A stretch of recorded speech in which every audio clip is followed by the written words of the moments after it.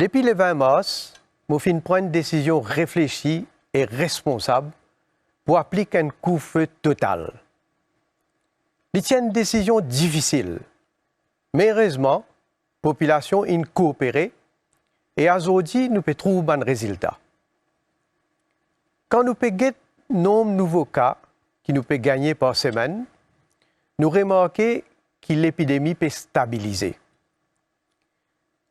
Moi et mon gouvernement, nous pouvons travailler sur un plan bien défini, comment nous pouvons aller vers une réouverture. Et que ça, pour faire par étapes, d'une façon pour limiter le risque que la maladie là redémarre. Pareil comme en fermeture, on peut assurer que tout déroule dans l'esprit démocratique et dans la transparence. Nous pouvons prendre en considération les propositions de tous les partenaires sociaux, secteur privé, ONG, forces vives et les services essentiels. Nous pouvons faire des travaux dans le Parlement pour que tout parlementaire capable d'être présent tout en respectant les normes sanitaires. Parmi nous, les projets de loi qui nous pouvons débattre en priorité est dans COVID-19 Bill. Nous pouvons travailler tous les jours le plan qui peut aller vers réouverture. Il y a un travail complexe parce qu'il nous besoin prendre en considération beaucoup de facteurs et surtout qui nous est comme priorité protection de la santé de la population. Je suis capable déjà de dire qui dit pour obliger à mettre masque dans un lieu public. Nous finissons mettre à contribution l'industrie textile, la pharmacie et les autres distributeurs pour qu'il y ait suffisamment de masques disponibles au marché pour le public et le gouvernement pour fixer le prix. Dans sa première phase-là, je suis capable déjà de dire qu'il peut toujours être dans l'ordre alphabétique dans le supermarché, un grand rassemblement, pas pour autoriser, et l'école pour rester fermée. Le ministre de l'Éducation pour nous donner plus de détails là. Toujours dans la première phase, les autres commerces alimentation, comme en boulangerie, pour capables de recommencer ouverts, mais autres pour bien respecter les mêmes mesures de social distancing. Nous pouvons aussi adapter nos systèmes de la santé. Dans l'hôpital, nous avons des flux cliniques séparés pour consulter les gens qui ont des symptômes COVID-19. À part les tests PCR qui peuvent faire à ce là, nous pouvons aussi lancer un dépistage dans la population. Et à partir de demain, nous pouvons lancer un programme de dépistage de tous nos frontliners. Ça pour concerner 35 000 personnes dans la santé, la police et travailler à supermarché. Parce qu'il ne faut pas oublier que c'est grâce à eux qu'aujourd'hui nous pouvons réussir à contenir cette épidémie-là. Nous pouvons prendre toutes ces mesures-là pour qu'ils nous capables de relancer l'économie, sans négliger la santé de nos populations. Déjà, depuis le couvre-feu, le gouvernement finit de mettre en place plusieurs plans pour soutenir l'entreprise et éviter le licenciement. Le ministère des Finances, en collaboration avec la Banque Maurice, peut travailler sur un plan de relance pour l'investissement et l'économie. Il y a une crise économique mondiale et tout pays et toute compagnie peut affecter. Ici même, je suis bien attristé par ce qui peut arriver avec Air Mauritius. Mais il est bon de dire que l'administration volontaire, c'est la seule façon pour empêcher Air Mauritius faire faillite. Il ne faut pas oublier que comme beaucoup de compagnies aériennes à travers le monde, Air Mauritius, c'est un avion pas pour décoller pendant longtemps et pas pour aucun revenu. Je vais suivre la situation de près parce qu'il mène à cœur l'intérêt de nos compagnies nationales et que ce ban employés. Mauriciens, nous bisons réussir nos missions vers la réouverture. Et en même temps, empêche qu'il nous gagne une deuxième vague de contamination. Qu'est-ce qui finit arrivé dans Singapour? À quoi tu peux penser qu'il finit de contenir le virus là, mais finalement, ils ont sorti 200 cas le 15 mars et ils ont arrivé plus que 12 000 cas à aujourd'hui. C'est pour ça qu'il me préfère qu'il nous prenne les temps qui besoin pour travailler vers la réouverture, au lieu de nous précipiter et bien refermer après. Ensemble, nous finissons réussir ce confinement-là. Et ensemble, nous pourrons réussir la prochaine étape.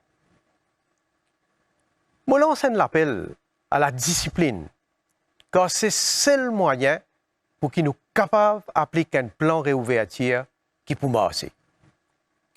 Le gouvernement peut faire ce pas, et je connais que tout les Mauriciens pour continuer de donner notre coup de main et garder une bonne habitude. Comme je dit la dernière fois, nous tous bien capables de retrouver nous entre famille, collègues et camarades plus tard sans aucun risque. Je profite de cette occasion-là pour souhaiter tous mes frères et sœurs musulmans un bon mois de Ramadan. Et merci pour votre attention. Vive la République de Maurice. Donc c'était le message du Premier ministre Pravin Jugnauth à la nation. Le chef du gouvernement ne donne aucune date par rapport à déconfinement en phase qui est évoqué d'abord par l'Attorney General et par le Premier ministre lui-même aujourd'hui. Il a annoncé que ce gouvernement peut travailler sur un plan pour la réouverture par étapes pour limiter un risque de résurgence. Il cite le cas de Singapour. Côte Zotin pensait que l'épidémie a été contenue, mais par la suite, il y a une nouvelle vague. Mais le nombre de cas est stabilisé, donc le gouvernement peut déjà travailler sur un plan de déconfinement, mais à ce stade, Jean-Luc Émile nous pas connaît quand pour le déconfinement. Le Premier ministre est bien précis lorsqu'il dit Bizin réussit sa mission de réouverture pour empêcher une deuxième vague de contamination. Alors, les fins donnent l'exemple qui peut bien appliquer donc par étape, mais sans dire à partir de quand, par exemple, tout du monde peut bien porte masque. Nous comprenons qu'il peut venir un projet de loi dans sa Covid bill là, c'est tellement quand il peut venir, donc pas une indication quand il peut venir au Parlement, mais en tout cas, il peut dire que le Parlement pour réouvrir avec tout ban député, ban travaux peut faire en ce moment.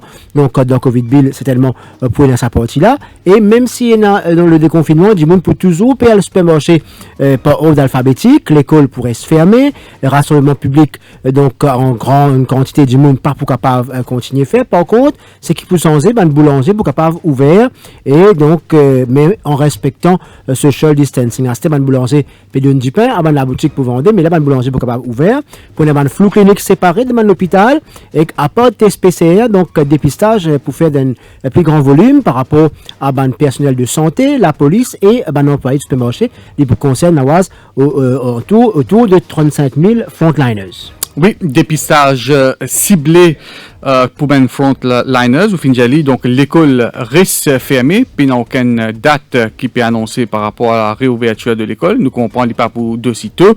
Et le Premier ministre, très très prudent, Jean-Luc, c'est la raison pour laquelle il ne peut pas donner une date ce soir pour le déconfinement. Nous connaissons que le confinement, le couvre-feu sanitaire, il peut durer jusqu'au 4 mai. Et là, nous pouvons attendre peut-être quelques jours avant le 4 mai pour connaître qui pourra arriver par la suite. Et surtout, le cas de Singapour paraît préoccupe le Premier ministre. Il n'est pas allé prendre aucun risque. Mais en même temps, Bizin est une réouverture, l'économie Bizin roulée, pays Bizin roulé. Donc, le défi pour le gouvernement, c'est relance graduelle de l'économie, reprise graduelle du travail, mais en même temps limite risque de résurgence. Ouais, donc le Premier ministre fait très clair sur ce point-là, mesures pour relancer l'économie, mais seulement sans négliger la santé de la population. Il fait insister là, il peut dire que les Mauriciens besoin continuer à garder de bonnes habitudes, donc qui peut faire, tout le monde a envie être en famille, tout le monde a envie d'être entre amis, mais la situation exige qu'il nous continue garde les bonnes habitudes jusqu'à qu'il arrive à une fin de cette pandémie. La question économique, le Premier ministre dit qu'il est attristé parce qu'il peut arriver à Mauritius. L'administration volontaire, c'est la manière pour lui empêcher la faillite des Mauritius. Et il dit aussi qu'il ban avion à Mauritius pas pour décoller avant longtemps et pas pour un revenu avant longtemps. Donc, une autre indication qu'il peut donner ce soir par rapport à redémarrage des vols, nous connaissons très bien, et Mauritius tributaire aussi des marchés, des pays aussi, pas tout pays qui pour ouvrir l'espace aérien à donc les autres lignes d'aviation pour venir peut-être c'est un pays pour commencer par les vols domestiques, les vols régionaux et puis dans un deuxième temps les vols internationaux et nous comprenons qu'il y a Mauritius pour continuer et dans ce ban avion cloué au sol.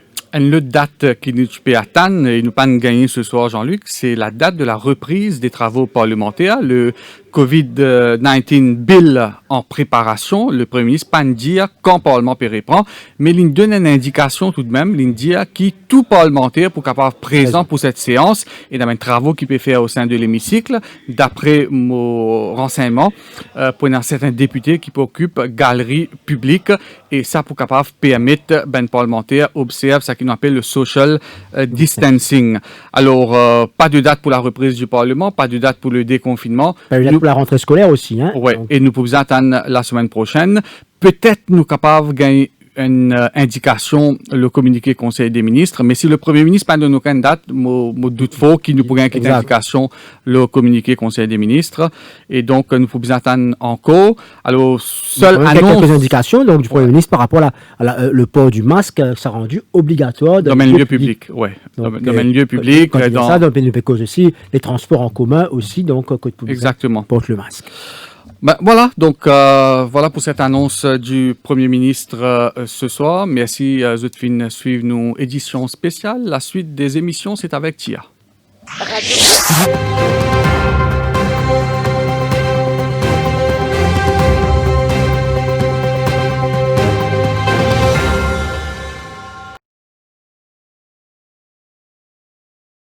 Pour ou bien-être et pour prothèse ou famille, c'est nous recommandons reste la case. Respectez l'hygiène avant tout. À nous combattre Covid-19. C'est nous et que ce savoir-faire local depuis 50 ans pour continuer travail pour l'hygiène et pour bien-être nous pays. Ensemble, à nous prothèse nous l'île Maurice. Reste la case.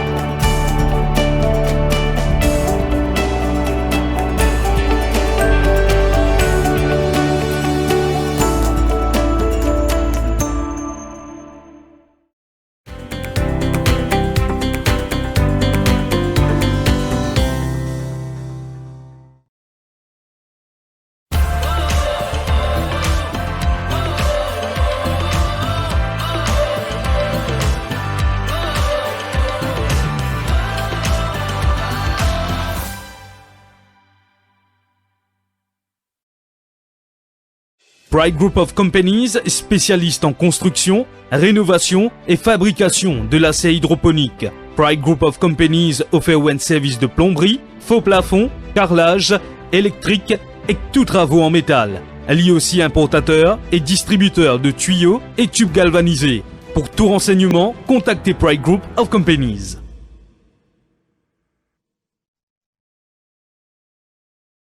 Les journaux du Défi Media Group en e-paper en vente à 10 roupies l'exemplaire. Pas nécessaire sortir tout dans la case ou lié au journal. Paiement en toute sécurité par carte de crédit. 10 roupies l'exemplaire.